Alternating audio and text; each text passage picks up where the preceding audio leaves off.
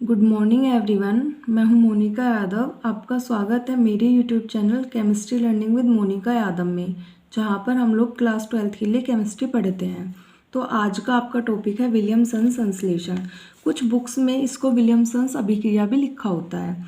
तो स्टार्ट करते हैं अपना आज का टॉपिक।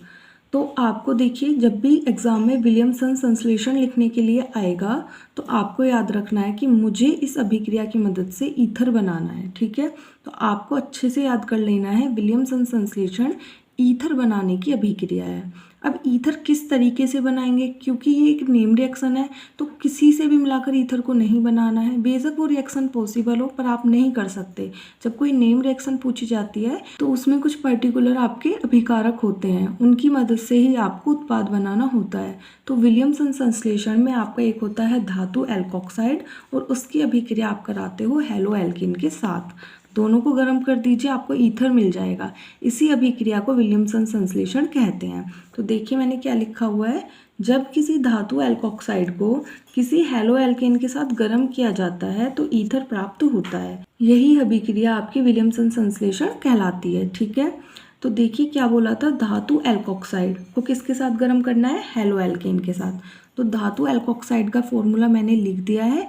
आप बिल्कुल ये समझिए, वो धातु कह रहा है तो यहाँ पर किसी धातु का नाम आएगा। मान लो सोडियम आएगा, पोटेशियम आएगा, है ना, तो धातु का नाम आ जाएगा। मैंने सोडियम मिथॉक्साइड लिया है, ये धातु एल्कोक्साइड ही है क्योंकि धातु का नाम क्या हो गया, सोडियम।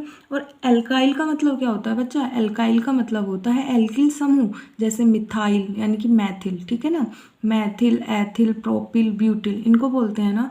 तो यहाँ पे मैंने CH3 लिया है तो ये मैथिल होता है। तो मैं क्या लिखूंगी, एल्को यानी कि मीथो, और ऑक्साइड लगा हुआ है तो ऑक्साइड जोड़ दूंगी, यानी कि ये सोडियम मिथॉक्साइड ही मेरा धातु एल्कोक्साइड है। समझ में आया ना।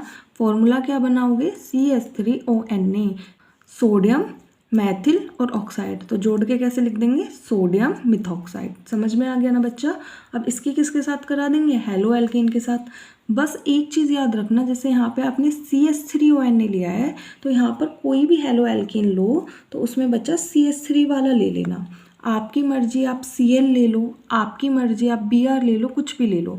तो मैं सबसे सिंपल लूँगी CH3Cl। ठीक है ना, क्योंकि Cl ही आपको आसान पड़ेगा। तो ये कौन सी हेलो एल्केन है, इसका आप मुझे नाम बताना क्या नाम है, मैं लास्ट में बताऊँगी। ठीक है, अब क्या करेंगे, इन दोनों को गर्म कर देंगे। कर दो गर्म। अब आपको पता है ना क्या बनता है, ईथर। अब आप बोलोगे मैम हमें तो पता ही नहीं है ईथर क्या होता है। बच्चा बिल्कुल सिंपल है, जो ईथर होता है उसके दोनों तरफ दो समूह होते हैं, इधर भी एक एल्किल समूह होता है और इधर भी एक एल्किल समूह होता है।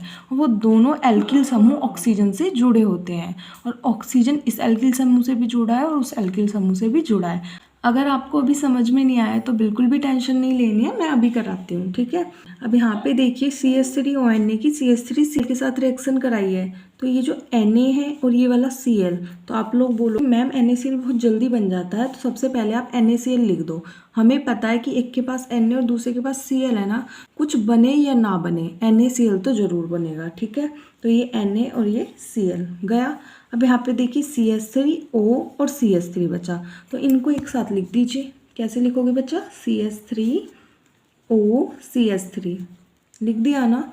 आप ध्यान से देख लो, हमने क्या किया, सोडियम मिथॉक्साइड लिया, सोडियम मिथॉक्साइड के किसके साथ रिएक्शन कराई, हेलो एल्केन के साथ। ठीक है, तो इस हेलो एल्केन का नाम बताया आप लोगों ने। तो अगर आप लोगों ने बताया होगा, आपको आया होगा तो बहुत अच्छी बात है, इसका मतलब आप लोग पढ़ रहे हो। और नहीं बता पाए हो तो बहुत बड़ी प्रॉब्लम है ये आप लोगों के लिए। तो ये क्लोरोमीथेन है। ठीक है, अब मुझे पता है विलियमसन संश्लेषण में इन दोनों से मुझे ईथर बनाना है। चलो ईथर तो बन ही जाएगा, जो पहले हमें पता है उसको बना लेते हैं। तो हमें पता है Na और Cl अलग हो जाएगा, बचा क्या, CH3O CH3। और अभी मैंने आपको क्या बताया था कि जब बीच में ऑक्सीजन आ जाए और इधर भी एक एल्किल समूह और इधर भी एक एल्किल समूह, तो उसी को क्या बोलते हैं, ईथर बोलते हैं। तो बच्चा आप इसके नीचे सिंपली ईथर भी लिख सकते हो या फिर इस ईथर का आप नाम लिख दीजिए। जरूरी नहीं है आप IUPAC नाम लिखो, मैं आपको कॉमन नेम बताती हूँ, आप लोग कॉमन नेम भी लिख सकते हो। तो देखिए इसमें दो मैथिल ग्रुप है ना, तो दो के लिए आपको पता है डाई आता है, तो यहाँ पे लिख दोगे डाई। और कौन से ग्रुप है, मैथिल, और ऑक्सीजन अगर बीच में इस तरीके से होता है तो वही तो हमारा ईथर है, तो ईथर लिख देंगे। तो हमने क्या लिख दिया, डाई मैथिल ईथर। इसी अभिक्रिया को हम लोग विलियमसन संश्लेषण कहते हैं। दोबारा से समझ लीजिए, हमें क्या करना है, हमें एक धातु एल्कोक्साइड लेना है और उसकी रिएक्शन किसी भी हेलो एल्कीन से करा देनी है। बेस्ट ये रहेगा कि जोन सा धातु एल्कोक्साइड में हमने समूह लिया है, जोन सा एल्किल समूह लिया है, वही एल्किल समूह वाला हम क्या लें, हेलो एल्कीन ले।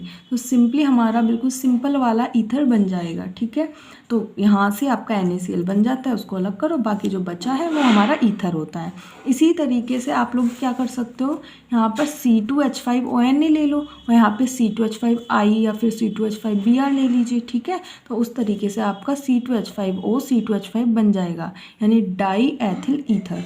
तो इस तरीके से आपको ये रिएक्शन समझ में आया होगा। तो बच्चों यही आज का आपका टॉपिक है, विलियमसन संश्लेषण। कंप्लीट का आप स्क्रीनशॉट ले सकते हैं। मिलते हैं नेक्स्ट वीडियो में नेक्स्ट टॉपिक के साथ। Thank you.